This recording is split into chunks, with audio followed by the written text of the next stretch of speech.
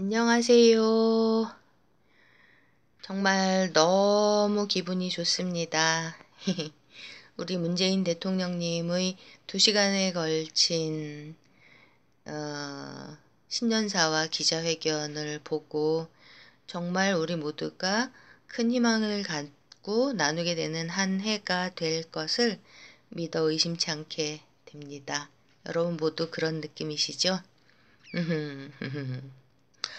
음, 그 박원순이 앉아있는 매트릭스, 이른바 진보라는 허울을 쓴 가짜 애국 집단의 삼성 독재 굳히기 전략 추리의 마지막 편은 우선 잠깐 미루고요. 우리 문 대통령님이 밝히신 올 한 해 우리 촛불 정부, 문재인 정부의 국정 수행 계획, 그거를 들으면서 제가 느낀 점들을 오늘 좀 간략하게 말씀드려 보고 싶습니다. 우리 문재인 대통령님이 양력으로는 사실 저보다 9살 연세가 많으시거든요. 그리고 음력으로는 10살 높으신데, 근데 저는 문재인 대통령님이 꼭 아버지처럼 느껴집니다. 알면 알수록이요. 아마 죽을 때까지 이렇게 느낄 것 같습니다. 대통령님이 꼭 저보다 오래 사셨으면 좋겠습니다. 제가 살아서 우리 대통령님 먼저 세상 떠나시는 거 저 볼 자신이 없습니다. 이게 전부 다 우리 대통령님, 문재인 대통령님이 그만큼 그릇이 크고 깊고 넓으신 그런 것 때문인 것 같습니다. 우리 국민들 모두가 부지불식간에 이런 느낌을 가지실 것 같다. 그런 생각입니다. 그럼 첫 번째로 먼저 우리 대통령님이 밝히신 굉장히 소상하고 구체적이고 촘촘한 신년 계획을 30분이나 걸쳐서 밝히셨는데요. 그 중에서 먼저 경제적인 부분을 짚어보면요. 경제 부문에서 제일 중요하게 느껴졌던 게 우리 대통령님이 현재 우리나라의 극단적인 양극화와 불평등이 1997년의 외환 위기에서 비롯된 것이라는 이거를 딱 집어서 밝히셨습니다. 그러니까 김영삼, 김대중이 삼성, 이건희의 돈을 홍석현이라는 저열한 배달꾼을 통해서 받아먹고 그러고 끌어들여준 미국의 글로벌리스트 소로스 세력과 그 대행 세력인 미국 민주당이 자행한 IMF, 삼성이 앞장서서 시행했던 이것이 현재 우리나라의 전체 국민의 그 양극화라는 비극을 잉태한 뿌리, 출발이었다. 이거를 그야말로 명명백백하게 딱 밝히셨습니다.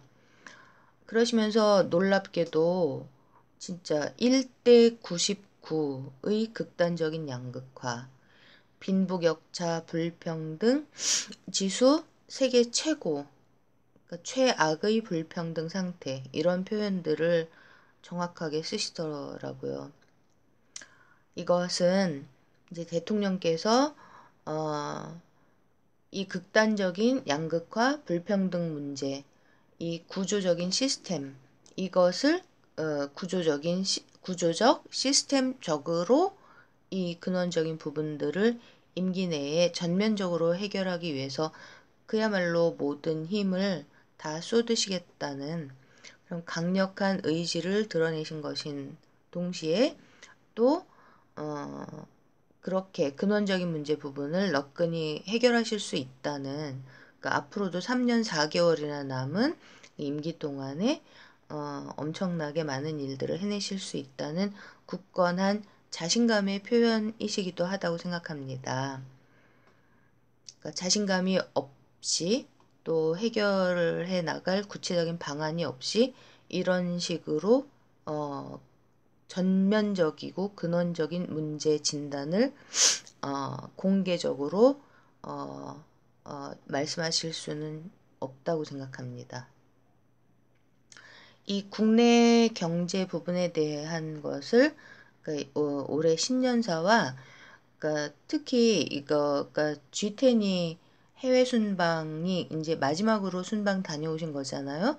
다녀오신 이후에 12월 중순 정도부터 그때 이제 이런저런 문제들을 해결하시면서 16명의 차관급 인사도 단행하셨었는데 그 무렵부터의 행보를 보면서 좀 살펴보면요. 우선은 첫 번째로는 이제 삼성과 기득권의 대변자였던 김동연 부총리를 아웃시키신 이후에 엄청 선명하게 드러나는 우리 대통령님의 정책 방향이 경제 부문의 탈중앙 집중화, 즉 명실상부한 지방 분권화 시스템의 공고화, 이것이 보입니다. 이거는 내용이 이제 그 세금에서 지방세의 비율을 높여주는 이런 것뿐만 아니라 전국 각지에서 예를 들어서 이제 매우 처음으로 첫 번째로 드러나고 있는 사례가 주택공사 이거 공기업 이것도 중앙 집중 중심으로 돼 있잖아요. 이거를 그 중앙 쪽이 아니라 각 지방 지자체 지방자치단체에 있는 주택공사의 참여 비율을 높여주는 이런 식으로 진짜 지방 분권화를 해나가고 있는 거죠. 덕분에 이제 제가 경기도민인데 우리 이재명 지사님이 엄청 신나셨습니다. 그러니까 이렇게 나라의 부를 독점하고 포괄적인 독재를 휘두르는 삼성 이런 대기업들의 횡포를 헤치고 나가는 방향에서 지방 분권을 강화시키고 중소규모 혁신산업 부문 이런 것들의 자율성을 확대 강화해 나가는 이것은 정말 중요하다고 생각합니다. 그러니까 일단은 기존의 그러니까는 이제 우리 문 대통령님이 주력하고 계시는 게 스마트 공장, 스마트 농업 이렇게 그러니까 기존에 당장 끊을 수 없는 그 살인적인 원청 하청고리에 들어가 있지는 않은 이런 부분들과 그리고 스타트업 기업들이요. 그러니까 스타트업 기업들이 이제는 더 이상 신기술을 삼성 이런 독재 대기업들한테 탈취당하지 않고 완제품까지 자기 브랜드로 생산을 해서 전 세계에 판매할 수 있는 시스템을 구축할 수 있도록 2020년까지 메이크업 스페이스라는 거를 300개로 늘리고 또 10조 원의 모험 자본을 지원해 주기로 이런 정책을 설정해 놓으셨거든요. 그러니까 메이크업 스페이스라는 거는 제조업자가 자기가 만들어서 팔고 싶은 상품을 3D 프린터를 이용해서 먼저 만들어 보는 이런 것들이고요. 또 모험 자본이라는 건 중소기업에서 이제 상품의 내용과 질, 그러니까 상품 자체가 경쟁력이 있을 때 보통 뭐 소규모 몇 억 정도 가지고 시작을 할 수 있잖아요. 이런 아이디어 상품 같은 것들을 이것을 지원해주는 모험 자본 이렇게 이제 자율적이고 창조적인 중소기업들을 실질적으로 지원해 할 수 있는 플랜을 10조 규모로 설정해 놓으셨습니다. 저는 이런 내용들을 유튜브 채널인 KTV 국민방송에서 보았었는데요. 여러분도 KTV 국민방송 구독하고 구독 신청하셔서 보시면은 정말 좋을 것 같습니다. 우리 세금으로 운영되는 우리 정부가 어떤 일들, 우리 대통령님이 우리 정부를 지금 어떤 방향으로 끌어가고 있는가 이거를 굉장히 잘 알 수 있습니다. 라이브로요. 그러니까 왜곡된 가짜 뉴스가 아닌 상태로요. 또 중요한 거는 이제 중앙 집중 에 돼 있는 이런 그 독재적이고 획일적인 대기업 중심의 현재 양극화 불평등을 심화시키기 위한 것이 이게 이제 금융 부문에서는 어떻게 진행을 하고 계시냐 하면 IT 기업들이 인터넷 은행 창립하는 거를 밀어주고 계시잖아요. 이걸 장려하고 계시는데 이거를 무슨 뭐 카카오한테 승인해줬다고 뭐 삼성을 밀어주는 거고 은산분리를 허물어뜨린다 막 이딴 얘기들을 많이들 하는데 그게 핵심이 아니고요. 지금 현재 있는 카카오뱅크만 인터넷 뱅크가 아니고 인터넷 뱅크라는 영역이 이제 우리 국민들이 전 세계적으로 둘째 간다고 하면 억울할 텐데 우리나라의 이 IT 분야에서 소규모 자본으로 그야말로 혁신적이고 창조적인 방식으로 소비자들에게 절대적으로 유리한 아이디어 상품들로 금융시장을 인터넷에서 개척할 수 있는 부분들이라고 저는 생각합니다. 그러니까 우리나라의 일반 국민들의 돈이 이제 10겹, 20겹 이런 횡포를 통해서 국내 극소수 금융 마피아들과 미국의 악마적인 글로벌 자본 쪽으로 그냥 다 새나가는데 그것을 막아내고 낼 수 있는 그런 새로운 시스템인 것입니다.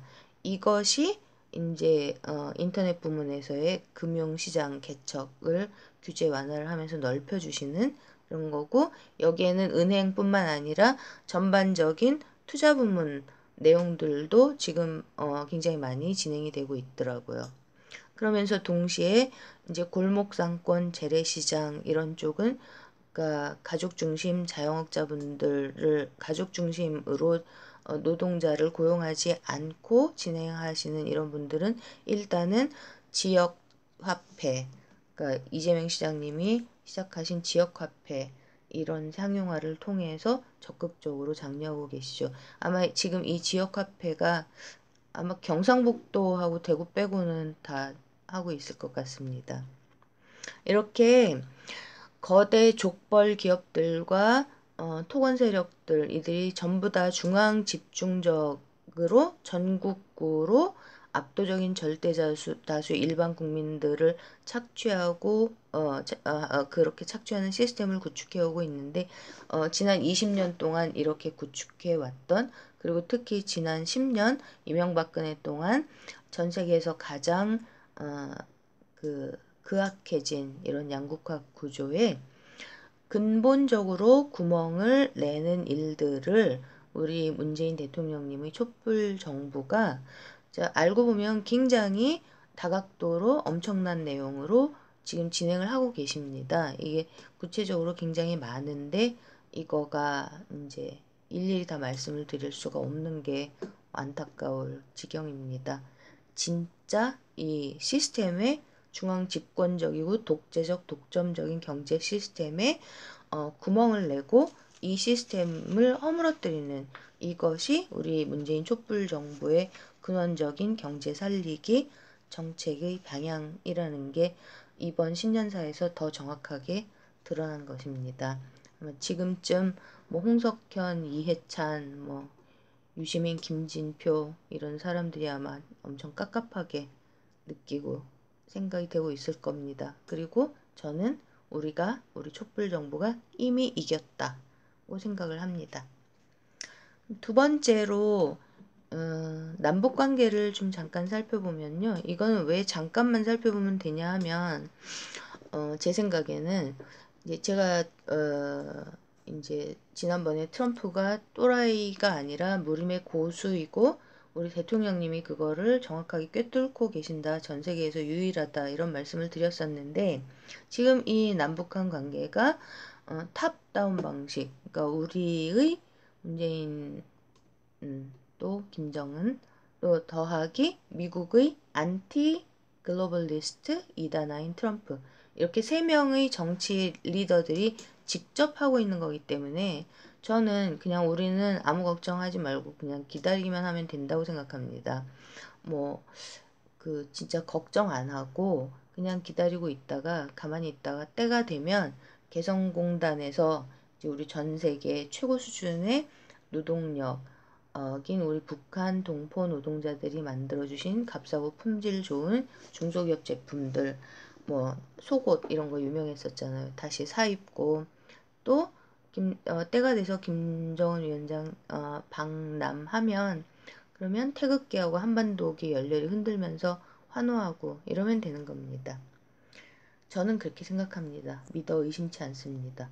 그러니까 한 가지만 트럼프를 위한 변명 뭐 이런 거를 좀 추가를 해서 말씀을 드려보자면 이 사람이 현재 이제 미국과 오바마 힐러리 민주당 가짜 진보 사기꾼 세력 안티피플 뭐 안티 국민 이런 글로벌리즘 앞잡이들을 위해서 이제 이들을 속이고 컨트롤하기 위해서 말을 거꾸로 할 때가 있다는 말씀을 제가 좀 드렸었는데, 그러니까 대북 제재를 엄청나게 강조하는 것도 제가 보기에는 그런 내용들 중에 하나입니다. 말을 거꾸로 하는 거.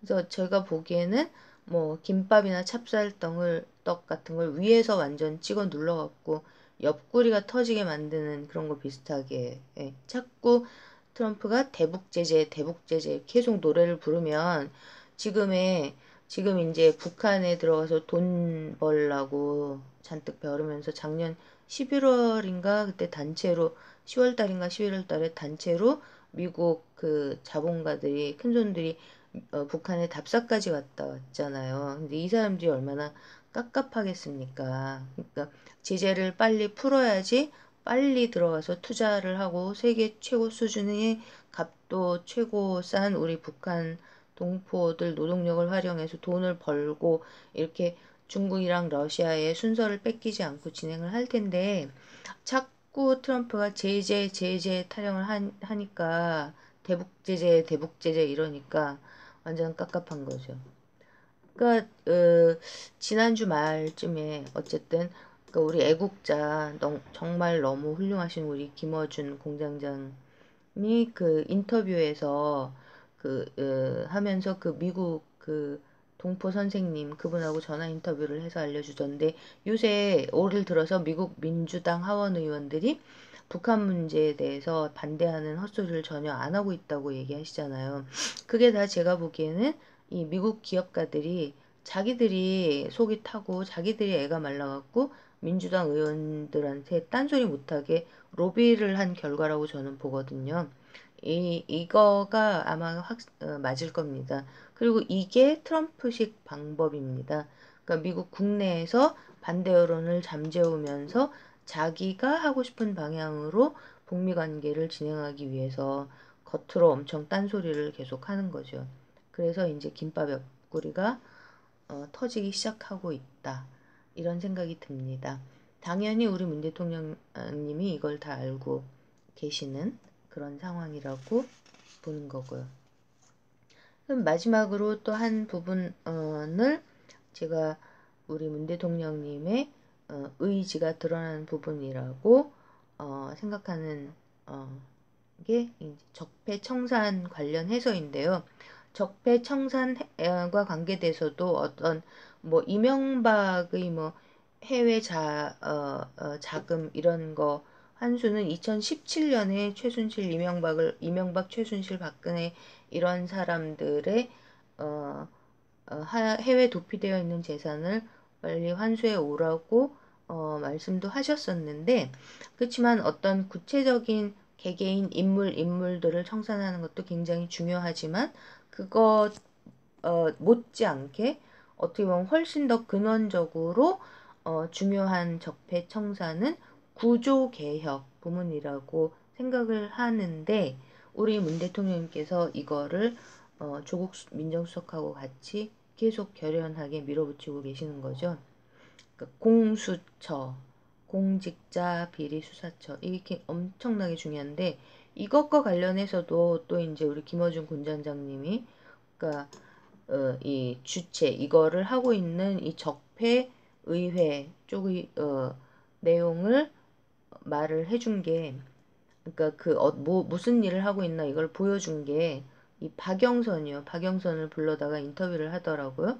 근데 이 박영선이 뭐 공수처가 아니라 뭐 상설 특검 이 정도에서 뭐 친일 적폐수골 자한당과 대충 타협을 할까 어쩔까 뭐 이런 식으로 그러니까 친일 적폐수골 얘네들한테 이제 그 탓을 하고 책임을 미루면서 그렇게 해결을 할까 이런 뭐 간 보는 것 같은 이런 소리를 하더라고요. 아무튼 이 박영선은 제가 완전 질렸던 게 2014년 여름에 세월호 특별법을 자기가 책임지고 하겠다고 그러더니 노력도 한 개도 안 해보고 자기가 책임지고 하겠다 이러고서는 가갖고 박근혜의 개놀이하고 완전 100% 타협을 해버렸잖아요. 그러니까 보는 사람들 다 뒤집어지게 만들고 그 다음에 2015년에는 또 이 사람이 무슨 짓을 했냐면요. 그때 이제 메르스가 창궐하는 때하고 삼성물산 제일모직 합병하는 시기가 또 엄청 묘하게도 겹쳤잖아요.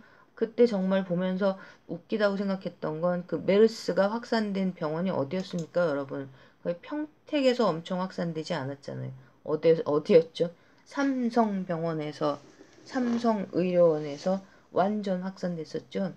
근데 바로 그 시기에 앞에서는 삼성을 까는 척 하면서 이 박영선이 뒤로는 조용히 숨어갖고 본인 자기 자신이 발의해서 그러니까 외국 자본이 삼성 경영에 영향력을 행사하는 이거를 방해하는 그거에 해가 되는 법안 하나를 통과시켰었어요. 조용히요.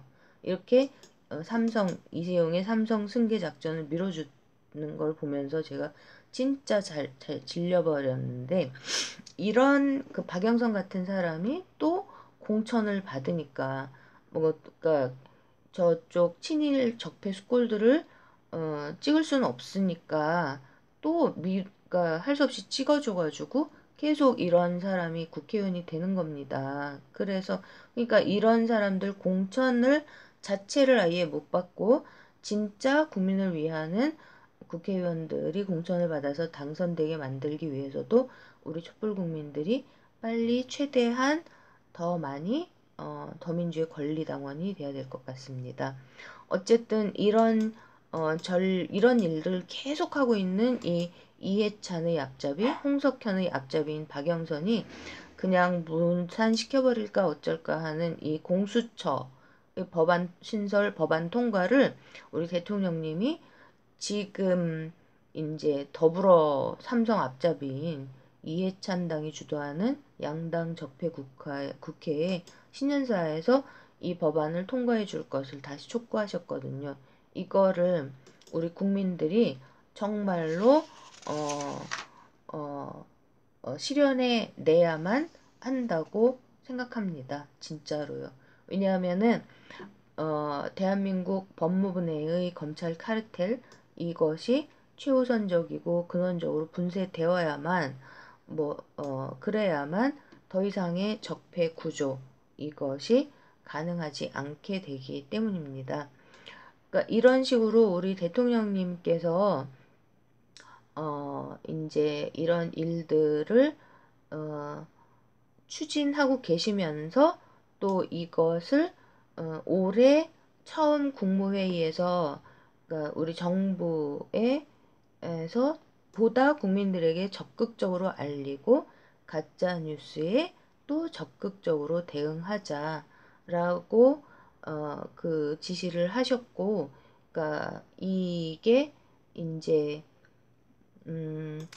제가 좀 전에 말씀드렸던 그 KTV 뉴스요. KTV 뉴스에 KTV 국민 TV 그 뉴스에 많이 정확하게 드러나니까 그 방송을 시청하면서 좀 우리 그러니까 일반 언론들 적폐 언론들 적폐 앞잡이 언론들이 절대로 보여주지 않고 헛소리만 하는 그런 거에 대항해서 우리 국민들이 정보를 제대로 사실대로 알 수 있는 정확하게 알고 있는 이런 준비 내용을 갖추어서 우리 대통령님을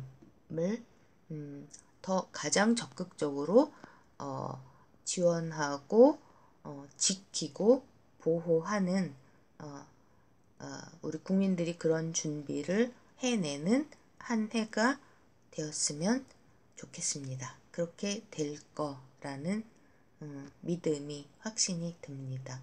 우리 대통령님 신년사 너무 멋졌고 우리 국민들이 이미 이겼습니다. 여러분 모두 또 오늘도 편안한 하루 잘 보내시고요. 이따가 꿈을 꾸지 않고 푹 자는 게 가장 좋지만 그래도 혹시 꿈을 꾸시게 되면 모두 날마다 황금 돼지 꿈 꾸십시오. 고맙습니다.